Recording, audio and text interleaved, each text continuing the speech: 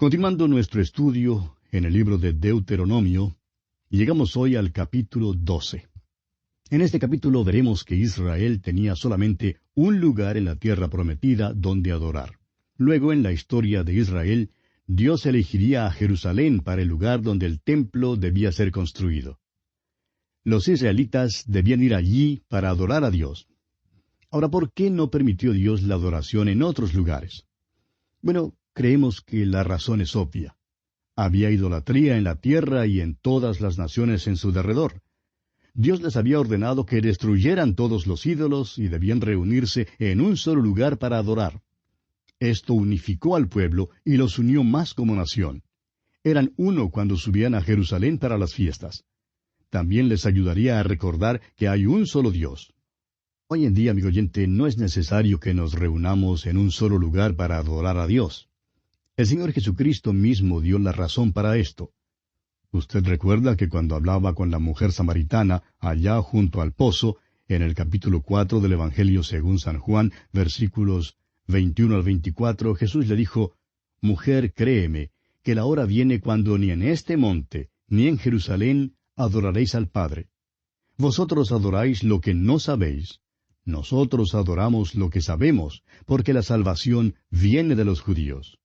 Mas la hora viene y ahora es, cuando los verdaderos adoradores adorarán al Padre en espíritu y en verdad, porque también el Padre tales adoradores busca que le adoren.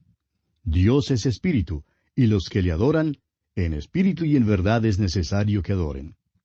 Hoy en día, pues, no nos reunimos en un solo lugar para adorar a Dios. Sin embargo, debe haber aquella unidad de todos los creyentes porque nos reunimos alrededor de una persona, y esa persona es el Señor Jesucristo. Eso es lo importante que debemos recordar hoy en día. El nombre de su iglesia no importa, la denominación o falta de denominación de su iglesia tampoco importa. La pregunta más importante es, cuando usted se reúne con los demás hermanos, ¿se reúnen alrededor de la persona de Jesucristo? Ahora, si no es así, entonces eso es idolatría. Si se están reuniendo alrededor de alguna fiesta, entonces esa fiesta reemplaza a Cristo. Si se están reuniendo alrededor de una tertulia, entonces esa tertulia está reemplazando a Cristo. Lo que debe juntarlos, amigo oyente, en una unidad, es la persona del Señor Jesucristo. ¿Cuán importante es eso? Comencemos, pues, este capítulo 12 de Deuteronomio, leyendo los primeros 4 versículos. «Estos son los estatutos y decretos que cuidaréis de poner por obra en la tierra que Jehová el Dios de tus padres te ha dado, para que tomes posesión de ella todos los días que vosotros viviereis sobre la tierra. Destruiréis enteramente todos los lugares donde las naciones que vosotros heredaréis sirvieron a sus dioses, sobre los montes altos y sobre los collados, y debajo de todo árbol frondoso. Derribaréis sus altares, y quebraréis sus estatuas y sus imágenes de acera consumiréis con fuego, y destruiréis las esculturas de sus dioses, y raeréis su nombre de aquel lugar. No haréis así a Jehová vuestro Dios». El motivo por el cual los juicios descendieron sobre Israel, uno tras otro, en los tiempos de los jueces, fue la idolatría. Entonces, aquel gran profeta Elías dirigió su mensaje contra la idolatría en esa tierra. El motivo por el cual Israel entró en el cautiverio babilónico fue la idolatría. La amonestación en el último libro del Antiguo Testamento trata del peligro de la idolatría. No debemos pensar que no hay peligro de idolatría para nosotros hoy en día. Estamos propensos a creer que somos personas tan cultas que nunca nos postraríamos para adorar a un ídolo. Pero, ¿podemos estar seguros en cuanto a eso, amigo oyente?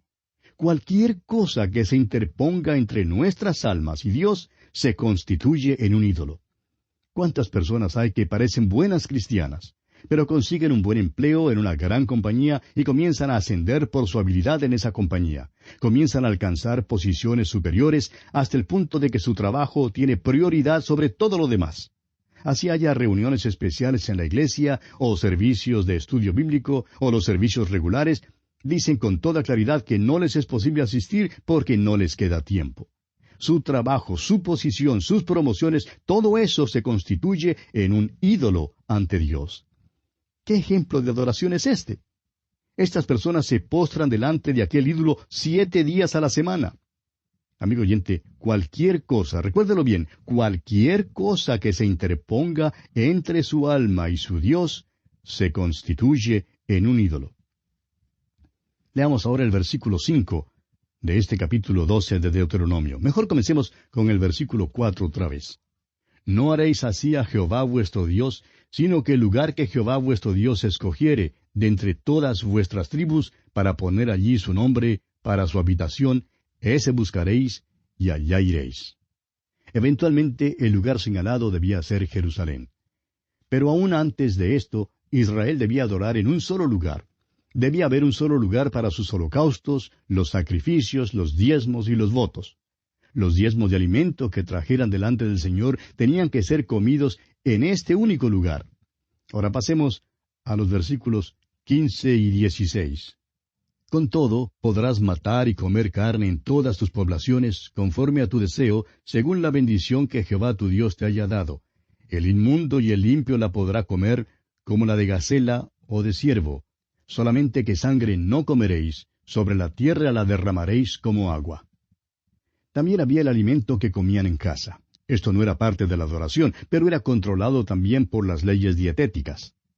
En el capítulo 14 encontraremos una extensa lista de los animales limpios e inmundos. No era necesario que la persona fuese limpia por ceremonia para poder comer en casa. Además de los animales que eran para el sacrificio, podían comer animales de caza con tal que fueran animales limpios. La estipulación dada era que la sangre no debía ser comida. Por contraste, cualquier cosa que fuera una ofrenda al Señor tenía que ser comida delante del Señor en un solo lugar, el cual Dios señalaría. Pasemos ahora al versículo 21 y leamos hasta el versículo 25 de este capítulo 12 de Deuteronomio.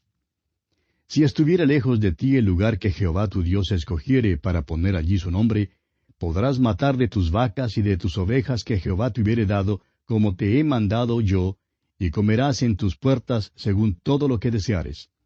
Lo mismo que se come la gacela y el ciervo, así las podrás comer. El inmundo y el limpio podrán comer también de ellas. Solamente que te mantengas firme en no comer sangre, porque la sangre es la vida, y no comerás la vida juntamente con su carne. No la comerás. En tierra la derramarás como agua. No comerás de ella, para que te vaya bien a ti y a tus hijos después de ti, cuando hicieres lo recto ante los ojos de Jehová. En el capítulo 17 de Levítico, mientras Israel estuvo en el campamento en el desierto, se le mandó que cada vez que mataban un buey o cordero o chiva, tenían que llevarlo a la puerta del tabernáculo, y el sacerdote rociaría la sangre sobre el altar y ofrecería la grosura como un olor grato a Dios. Esto le impediría hacer alguna ofrenda a los diablos. Ahora, después de poblar la tierra, es obvio que muchísimos vivirían demasiado lejos de Jerusalén para traer allí cada animal antes de matarlo para la comida. Por tanto, el Señor les dice nuevamente que pueden matar un animal para la comida, pero que no deben comer la sangre de ese animal. La sangre representa la vida. Este es el motivo por el cual la Escritura pone tal énfasis en la sangre de Jesucristo. Pasemos ahora al versículo 29 y leamos hasta el versículo 32, hasta el final del capítulo 12 de Deuteronomio. Cuando Jehová tu Dios haya destruido delante de ti las naciones a donde tú vas para poseerlas, y las heredes y habites en su tierra, guárdate que no tropieces yendo en pos de ellas después que sean destruidas delante de ti. No preguntes acerca de sus dioses diciendo, de la manera que servían aquellas naciones a sus dioses, yo también les serviré. No harás así a Jehová tu Dios, porque toda cosa abominable que Jehová aborrece, hicieron ellos a sus dioses, pues aun a sus hijos y a sus hijas quemaban en el fuego a sus dioses. Cuidarás de hacer todo lo que yo te mando, no añadirás a ello, ni de ello quitarás. Se les manda repetidas veces a los israelitas a que destruyan las naciones que están en la tierra a fin de que no sean vejados por ellas. Estas naciones eran idólatras. La adoración de Baal, como la adoración de muchas religiones paganas, tenía la práctica muy cruel de sacrificar a sus propios hijos. Calentaban un ídolo enrojeciéndolo al fuego y luego dejaban caer a sus bebés en los brazos de ese ídolo candente. No podemos pensar que haya algo más horrible que eso. Dios dice que aborrece tal práctica. Es una abominación para Él. nos damos cuenta que Dios aborrece muchas cosas, las cuales yo también aborrezco. Espero que yo pueda aprender más y más a aborrecer lo que Él aborrece y a amar lo que Él ama. Los israelitas, pues, deben hacer caso de estos mandamientos que el Señor les da. Si desobedecen a Dios, Dios les tratará exactamente como trata a las otras naciones. Porque Dios no observa solo las acciones de algunos, sin hacer caso de las acciones de otros. Nunca hemos comprendido por qué algunos cristianos creen que pueden salirse con la suya cuando otros no pueden. El pecado es pecado, amigo oyente, y si Israel no obedece al Señor, no se salvará. Esto pues es un estímulo para que ellos obedezcan lo que el Señor les manda hacer. No añadirán a ello, ni de ello quitarán. Y así concluimos este estudio del capítulo 12 de Deuteronomio. Ahora el capítulo 13 es un capítulo muy importante porque trata de los falsos profetas y de los falsos dioses. Cuando lleguemos al capítulo 18 de Deuteronomio, se dará una prueba para los falsos profetas. Israel no tenía problema en descubrir a los falsos profetas, es decir, tenían una prueba bíblica dada por Dios que con toda certeza los sacaría. Leamos pues los primeros 4 versículos de este capítulo 13 de Deuteronomio. Cuando se levantare en medio de ti profeta o soñador de sueños, y te anunciare señal o prodigios, y si se cumpliere la señal o prodigio que él te anunció diciendo, vamos en pos de dioses ajenos que no conociste, y sirvámosles, no darás oído a las palabras de tal profeta, ni al tal soñador de sueños, porque Jehová vuestro Dios os está probando, para saber si amáis a Jehová vuestro Dios con todo vuestro corazón y con toda vuestra alma.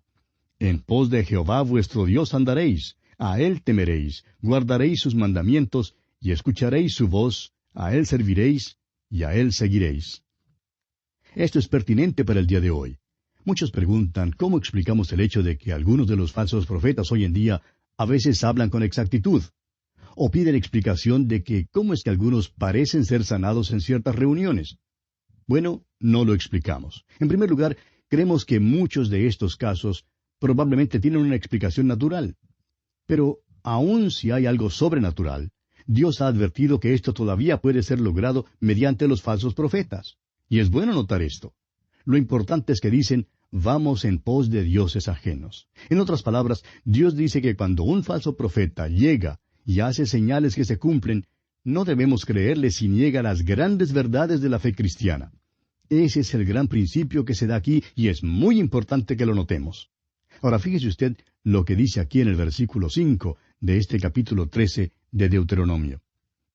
Tal profeta o soñador de sueños ha de ser muerto por cuanto aconsejó rebelión contra Jehová vuestro Dios, que te sacó de tierra de Egipto y te rescató de casa de servidumbre, y trató de apartarte del camino por el cual Jehová tu Dios te mandó que anduvieses.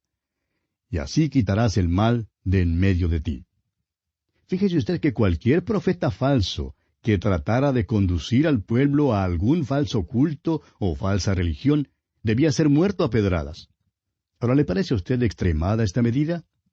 Bueno, es que ese falso profeta es como un cáncer, y un cáncer, amigo oyente, debe ser cortado radicalmente. Aquí Dios es el gran médico, y Él dice que el cáncer debe ser cortado de entre el pueblo. Esto revela la mente de Dios en cuanto a los falsos profetas que conducen al pueblo a los falsos dioses y a la falsa religión. Y Dios dio estas leyes para que esto no sucediera en Israel. Si alguien aparecía en Israel tratando de apartar al pueblo de Dios de la adoración de Dios, Dios dicta una cirugía extrema. Debían matar a ese hombre. Algunos de buen corazón, pero de pocas luces, dirán que esto es demasiado extremo. Pero Dios comprendía cuán terrible sería si permitían que se multiplicaran los falsos profetas. Conducirían a Israel a la idolatría. Ahora Israel no obedeció a Dios y permitieron que precisamente eso sucediera. Si usted quiere saber cuán malo era para el pueblo de Dios en aquel entonces, lea la historia de Acab y Jezabel. La nación fue sumergida en la idolatría y esto resultó en el juicio de Dios sobre ellos y que por último fueran llevados al cautiverio. Así tan serio era. Ahora leamos los versículos 6 hasta el 9 de este capítulo 13 de Deuteronomio. Si te incitare tu hermano, hijo de tu madre, o tu hijo, tu hija, tu mujer o tu amigo íntimo, diciendo en secreto, vamos y sirvamos a dioses ajenos que ni tú ni tus padres conocisteis, de los dioses de los pueblos que están en vuestros alrededores, cerca de ti o lejos de ti, desde un extremo de la tierra hasta el otro extremo de ella, no consentirás con él, ni le prestarás oído, ni tu ojo le compadecerá, ni le tendrás misericordia, ni lo encubrirás, sino que lo matarás. Tu mano se alzará primero sobre él para matarle, y después la mano de todo el pueblo. Ahora esto es severo, es verdaderamente radical. Parece un lenguaje extranjero en una sociedad afluente y suave, así como esta en la cual vivimos. Es cosa seria que un hombre mate a pedradas a su propio hermano, ser el primero en alzar la mano para matarle. Sabemos que esto es severo, pero salvó a muchas vidas. El reino del norte fue a la idolatría. ¿Y qué sucedió? Fueron al cautiverio, y literalmente miles de ellos fueron muertos. Ahora, ¿no habría sido mucho mejor si hubieran matado a pedradas a esos falsos profetas, a aquellos que les llevaron a la idolatría, en lugar de que fueran muerta y capturada una multitud entera? Vemos el mismo tipo de cosas hoy en día en nuestros países.